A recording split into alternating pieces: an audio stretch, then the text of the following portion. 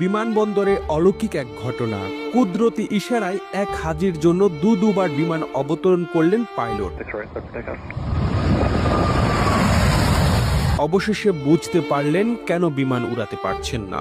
একমাত্র আল্লাহর উপর অটুট বিশ্বাস থাকার কারণেই একজন হজযাত্রীর জন্য দুবার বিমান অবতরণ করেন পাইলট। লিবিয়ার দক্ষিণাঞ্চলের এক নির্ভীক যুবক আমির মাহতি চলতি বছরের হজ পালনের উদ্দেশ্যে রওনা দিয়েছিলেন সৌদি আরবের দিকে, কিন্তু যাত্রা শুরুর মুহূর্তেই ঘটে গেল এক অবিশ্বাস্য ঘটনা। এই ঘটনা ইখলাস ও আল্লাহর কুদরতের জীবন্ত দৃষ্টান্ত হয়ে উঠেছে।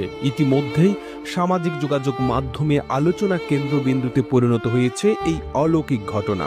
3 দিন আগের ঘটনা। ঘড়ির কাঁটায় ঠিক 12টা, দুপুরের হজ ফ্লাইটের নির্ধারিত সময়। আমের ছিলেন তার দলের সর্বশেষ হাজি, যিনি মিশর হয়ে সৌদি যাওয়ার জন্য ত্রিপলি বিমানবন্দরে পৌঁছান। কিন্তু এয়ারপোর্টে পৌঁছানোর পরই নিরাপত্তা কর্মকর্তা তাকে জানান তার পাসপোর্ট সংক্রান্ত একটি সিকিউরিটি ইস্যু দেখা দিয়েছে, যার কারণে তিনি প্লেনে উঠতে পারবেন না। বাকিরা সবাই বোর্ডিং শেষ করে প্লেনে উঠতে থাকেন, আর আমের আল্লাহর উপর বিশ্বাস করে একা বসে থাকেন অজানা এক পরিণতির অপেক্ষায়। এই পরিস্থিতি দেখে এক নিরাপত্তা কর্মকর্তা এসে বলেন, আল্লাহ সবকিছুর উপর কুদরত রাখেন।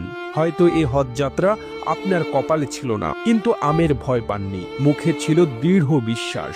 জবাব দিলেন, ইনশাআল্লাহ প্লেনটি উড়বে না, আবার ফিরে আসবে। আমার নিয়ত হজের, ইনশাআল্লাহ আমি অবশ্যই যাব। তার বিশ্বাসের সঙ্গে জবাব দেওয়ার কিছুক্ষণের মধ্যেই ঘটে গেল প্রথম অলৌকিক ঘটনা।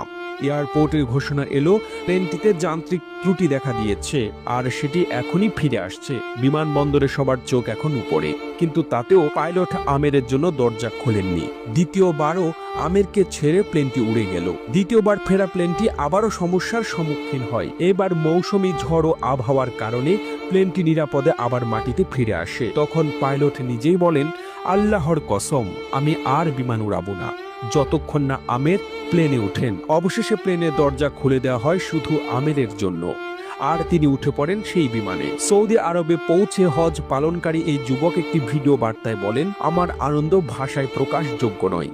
আল্লাহ তার কুদরত দেখিয়েছেন, আল কাহার, যিনি নিয়মও ভেঙে দিতে পারেন।